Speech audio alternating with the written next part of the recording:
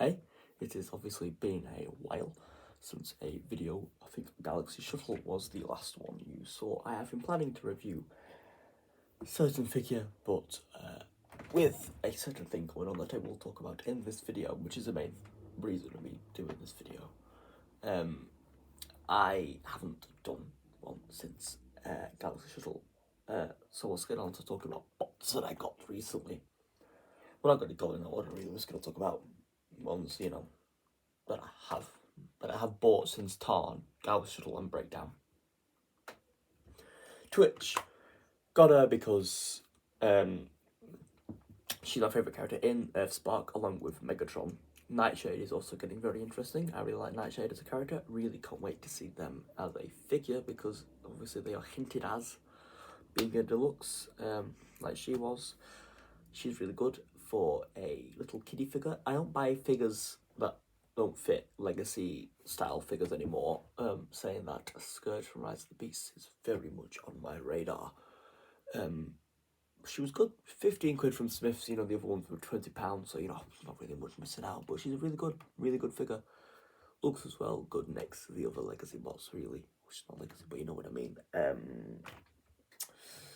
Needle Nose, great figure. Cannot wait to see him clearly repainted as the Predators. Let's be honest, this could happen. Along with Skyquake, will be repainted as G1 Skyquake, especially with the little compatibility that they have, the Super Mega Visor, whatever it was. But he's really good. He's a really solid deluxe. None of the deluxes from Legacy Evolution that I have anyway, I only have 4 of them. Or wobbly, loose, anything like that at all. Breakdown's good, Needle Nose is good. The other 2 that I will talk about are brilliant, but he's really good. He was the best deluxe I had this year, until we get on to another guy that I will talk about soon. Let's go for the deluxes first, shall we? Shrapnel, another solid one, really good feeling one. Better than Kickback. Though my problem with these Insecticons is they are too G1. I love the little scout ones from Primal Village because they have very animalistic all modes. He's good, don't get me wrong. He is my second favourite Insecticon figure that I own. Number 1 is Titan's Return Kickback.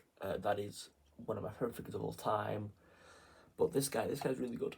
He's really good. Never thought I'd be talking about this line ever again. Animated Prowl. He is my favourite deluxe, once again. Nice, solid, nothing loose about him at all. What a figure it is. I really want to do a review on him. But time, obviously, is hard at the moment. But he is incredible. He's not as good as the original. I don't own the original, but I've messed with the original, and he's not as good as the original. I used to have the little Legion one from Universe, Animated Prowl. He was good, but this is far better than the Legion one, obviously. Not as good as the original, but he's a really good stand-in, and he's good next to the other figures that go along with obviously the style of Generations. He's really good. I'm so glad he has the white outline around the Decepticon symbol. That is my favourite thing that Animated did. I hope they do a Black Arachnia, because obviously I hope they do a Black Arachnia anyway with every line, but the next figure, Lyle Convoy, he was my favourite figure of the year so far until we get on to the next figure. He is really good. This is the one I wanted to review on. I was so hot set on getting a review on him, but then the announcement that I will make took priority, because it has taken priority for the past 8 years. But this is a fantastic figure. Once again, nothing loose about him at all. Tarn is the loosest figure that I've got this year. Sad, because it is Tarn. But this is a great figure. Wonderful engineering on this guy. And I don't think he will yellow. I hope he won't yellow anyway. He doesn't seem like he will. He's a good figure, this one. And my favourite figure of the year so far is massive. Skyquake. I'm a sucker for the Predators. The only G1 figure that I've gone ahead and bought is G1 Stalker because I love the Predators. This is obviously Prime Skyquake, obviously. But with many a G1 thing, like the chest, the alt mode is very G1. The way they've done the wings, everything about him really is Prime colours, but with a G1 body. And if you don't have these bits like on the cockpit, it's very Prime Jet. But for me, this will be my G1.5 Skyquake. And I really hope we get the rest of the Predators. Stalker, please give me Stalker. I need my torture expert. But this is such a wonderful figure. He is incredibly solid. Not a single thing about him. The ratchets on the shoulders do sound terrible. They will hold up. There's nothing obviously about this figure. The leg ratchets are really nice and tight. These ones sound very weird. But this is 100% my favourite figure of the year so far. I will 100% try my best to do a video on this guy. Say that about every figure, don't I? But now we're going to get on to the announcement. So the reason I made this video, this. I never thought at the age of 18, 19 in a few weeks that I would actually be saying this. But I am officially an author. I have wanted to, well, I've been writing stories for God knows how long. Obviously when you're a kid you write little stories, but in terms of this story, I've been writing for 8 years. It has obviously changed quite a bit since then. Though the characters have stayed the same. But this is my first book to ever be released. It'll be released on the 28th of April. I will leave the link in the description below. And I will also leave the website where you can find information about the story there. This is called The Chronicles of a God, the Infernal World. This is the first story, the first book in the Chronicles of a God saga. And the first in the Manifesto arc. This is obviously the proof copy, hence why it's got the band around it when you inevitably, hopefully, order yours. It will not have that band around it. This is it here, JSB Dickinson. Those are my initials, and that is my maiden name, so I went for that as my author name.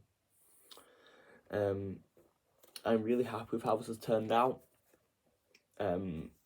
I am doing a book launch party on the 29th where I work. Well, I'm looking forward to doing that. But come on, let's just talk a little bit about the story, shall we? Obviously, it's been going on for 8 years. Making it and figuring out how I can link everything together. Obviously, this is the first part of a 3-part arc called the Manifesto arc, which has 3 different casts in 3 different books. The first one, The Infernal World, is set on Yuggoth, a planet far away from us, also from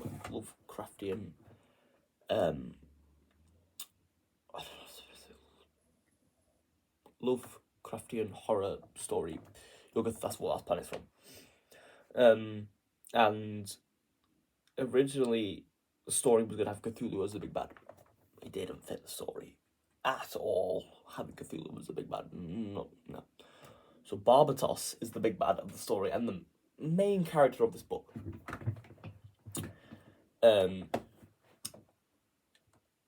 This book is obviously set in Yuggoth.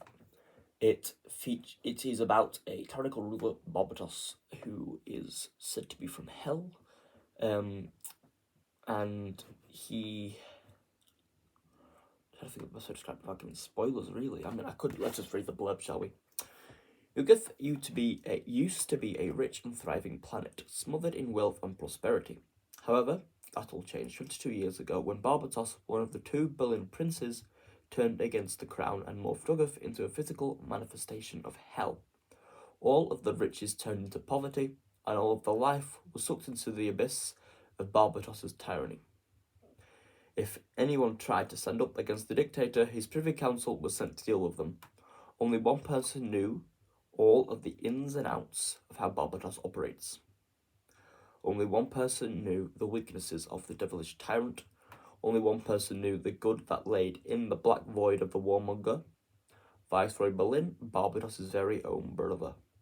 He formed a group of rebels that wanted to put an end to the fiendish regime. This group consisted of the student of the only guard of the Red Wolf Palace, which is the building where the monarchs reside and what controls the Omniverse, Barbados's old toy, and the child of Barbados himself. This group's first meeting with Barbados would be the beginning of an ancient prophecy coming true. The way the Omniverse operated was about to be altered forever. The Chronicles of a God begins with the infernal world. So that's the story, obviously, the blurb of it. It begins, obviously, with a letter from the main character, who I will not say the name of because I did a spoiler. Then we get onto the prologue, which is 6 pages. 6 pages long?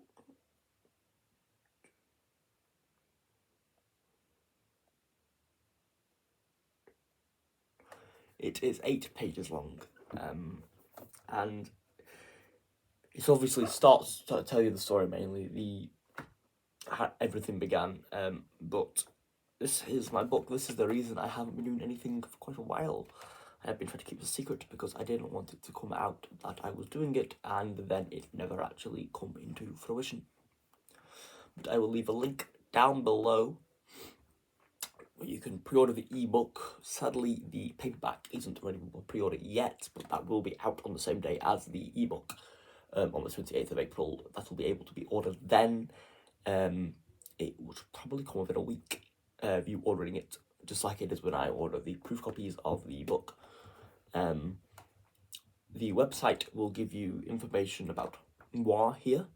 It'll give you to the art Instagram and the actual books Instagram. It'll give you little short bios for each of the main characters. There are 5 main characters in the story, which are obviously the 5 on the cover. It'll give you information about the actual story itself, characters, obviously we've said that. Basically, it's just a website dedicated to the actual story as a whole, so when the next book comes out, that will be updated with, obviously, there's stuff about that one as well. So, but thank you for sticking around and watching this video, obviously. Please do, if you can anyway, buy a copy of the book to read, and I would like to know what you think of it when it comes out on the 28th of April. This is my biggest achievement yet. I am very happy to see it come to light. 8 years of working hard on this has paid off, I think. Many drafts of this have been done in those 8 years. Not just of this one, obviously, but all the other ones that will be coming out. And this was the one that was like, yeah, this is how the story's starting. The second one is in progress at the moment. That one hoping to be out by the end of the year. But this is obviously the Chronicles of the Gods' first book, The Infernal World, my first book, my first publication, my first official piece of art, actually being sold, and I can't wait for people to actually get their hands on it. I will also be at the Forge TF Nation this year. I'm selling artwork, obviously, in my book. I'm not going to take that many copies down of my book, really, to TF Nation. I mean, I'll just be selling artwork of Transformers, obviously, because that's what I've been drawing most of the time. But please do come to TF Nation to buy some art, obviously. Links to art will be on the website of my book anyway, so you can find out the type of stuff that I'll be, well, what I've drawn, not what I will be selling there, because that is going to be very different to what is on my Instagram. There will be some things there that obviously will be sold, but so please do come. So if you are going, I cannot wait to see you all there. It is in 4 months' time. I am very excited. I'll be going down by myself with 2 of my mates. I'm meeting another one there. First I'm going without my dad, so I'm excited about it though. It's going to be a good time. 4 months till TF Nation. 3 weeks, no, 4 weeks until my book comes out. And big announcement that was, it's a very massive announcement really, this video. Show me figures I've got, and obviously 2 announcements. So I cannot wait to see you all there at TF Nation, and I can't wait for you to actually read my book. So, goodbye.